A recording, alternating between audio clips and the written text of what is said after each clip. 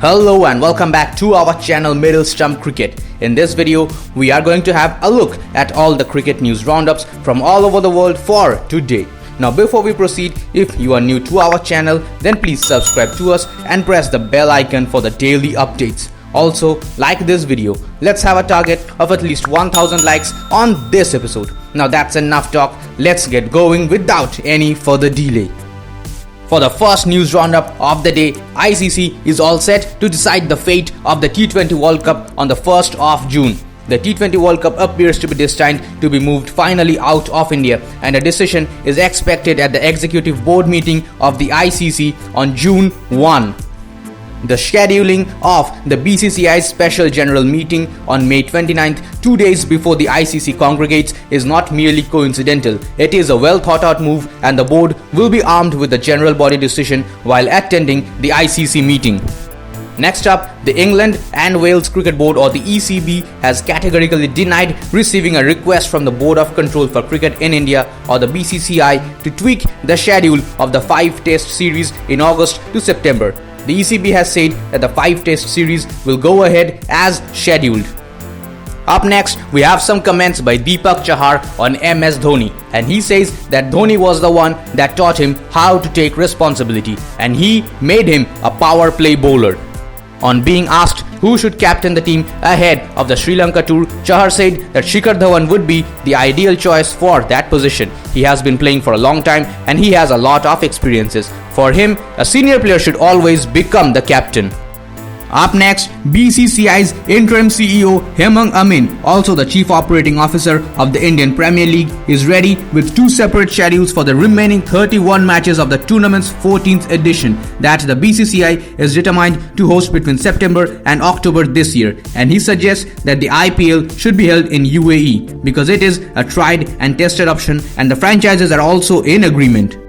Next up, we have Umesh Yadav's comments, and he says that the WTC is like the World Cup. They have reached the final after defeating some very good teams. Over the past few years, India's fast bowling arsenal has risen through the ranks and to be counted on as one of the best in international cricket. With the big picture UK tour coming up, World Test Championship final against New Zealand and 5 tests against England, fans will once again hope for the pace bowling battery to rise to the occasion.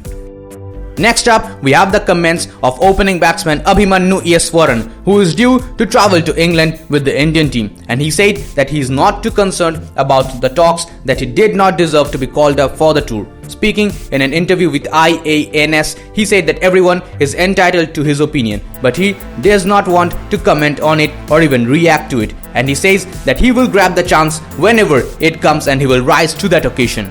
Next up, we have some really sad news as Indian pacer Bhuvneshwar Kumar's father Kiran Pal Singh passed away in Meerut on Thursday, that is the 20th of May, due to liver cancer. He was 63 years of age. May he rest in peace. Next up, we have the comments of former India player and renowned commentator Akash Chopra, where he shares his most favorite memory of legendary South African cricketer AB de Villiers, and he says that he has seen AB de Villiers get a standing ovation in India like the ones given to Tendulkar, Dhoni, Kohli and Rohit Sharma.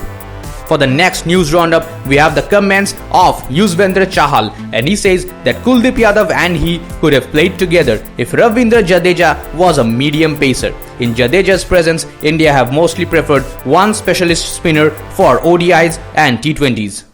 For today's next news roundup, New Zealand skipper Kane Williamson feels that playing against India in the World Test Championship or the WTC final, that too in a neutral country, is an exciting prospect which he is looking forward to. England and New Zealand are set to lock horns in 2 tests beginning on 2nd of June before the Kiwis take on India in the WTC final starting on the 18th of June. For today's next news roundup, we have the comments of batsman Robin Uthappa, and he has revealed that Sachin Tendulkar once played through a lot of pain during the CB series in 2008. Speaking in an interview, he said that Sachin would always put the requirement of the teams ahead of his own requirements.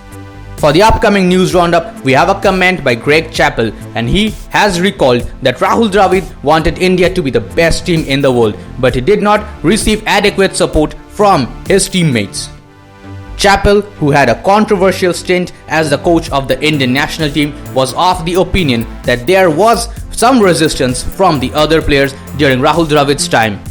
Next up, we have comments by Sri Lanka legend Kumar Sangakkara, and he has admitted that Anil Kumble had given him a few sleepless nights as a batsman. Pakistan's ace bowler Wasim Akram also labelled Kumble as a very difficult bowler who was different from any other leg spinner.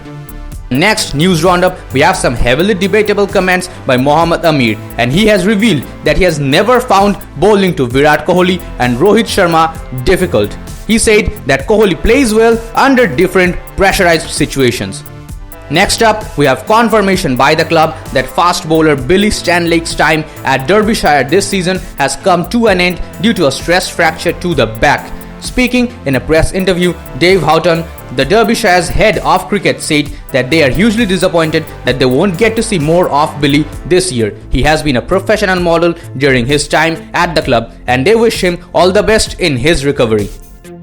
In the upcoming news roundup, Sri Lanka pacer Isuru Udana feels that his team's new look ODI can express themselves freely against Bangladesh in the upcoming 3-match ODI series, as they do not carry the burden of expectation, and this will come in very handy for them. Up next, we have a big update as England's pacer Jofra Archer is set for a significant spell on the sidelines after medical consultants recommended surgery to fix his troublesome right elbow. Speaking in a press interview, the ECB said in a statement that Jofra Archer has been reviewed by a medical consultant in respect of his right elbow soreness. He will now proceed to surgery tomorrow. Moving on to the next news roundup, Scotland came back to claim victory in the second ODI against the Netherlands at Rotterdam, holding their nerve to close out another hard-fought, low-scoring affair and squaring the 2-match series at 1 apiece after the Dutch took the lead yesterday. With the rain that delayed the first ODI threatening to return on Friday, the teams had agreed to bring the second match forward. So after a single night's respite, the sides reconvened at Hazelwark. Dutch captain Peter Cellar won the toss again and elected to bat on his home ground. For the next news roundup, Tamim Iqbal wants Bangladesh to keep their eyes on the ball, both literally and figuratively, in their bid to turn a corner halfway through the dismal year. His biggest worry is the side's fielding ahead of their ODI series against Sri Lanka, which is viewed as a must-win assignment for the qualification of the 2023 World Cup in mind. Bangladesh have now gone winless in 10 straight international games since beating West Indies 3-0 in an ODI series in January. In our next news roundup, we are heading back to the Indian Premier League as New Zealand captain Kane Williamson has acknowledged that clearly there were some breaches in the IPL's bio bubble and suspending the league was the right decision given India's heartbreaking COVID-19 crisis. The IPL was indefinitely postponed on May 4th after multiple COVID-19 cases surged inside the bio bubble, including one in the Sunrisers Hyderabad. The franchisee Williamson was leading.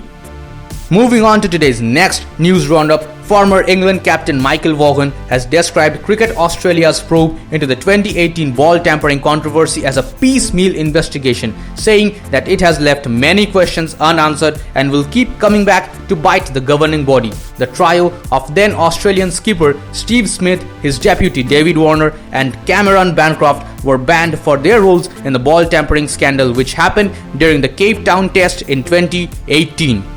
Moving to today's next news roundup, Australian all-rounder Elise Perry reckons that the presence of skillful batsmen in the Indian women's team will make the pink ball test a well-contested affair, despite the conditions at Perth being more suited to the hosts. The two sides are set to play a day-night test from September 30th to October 3rd in Perth as part of India's tour Down Under. The historic fixture will be Indian women's team's first pink ball game.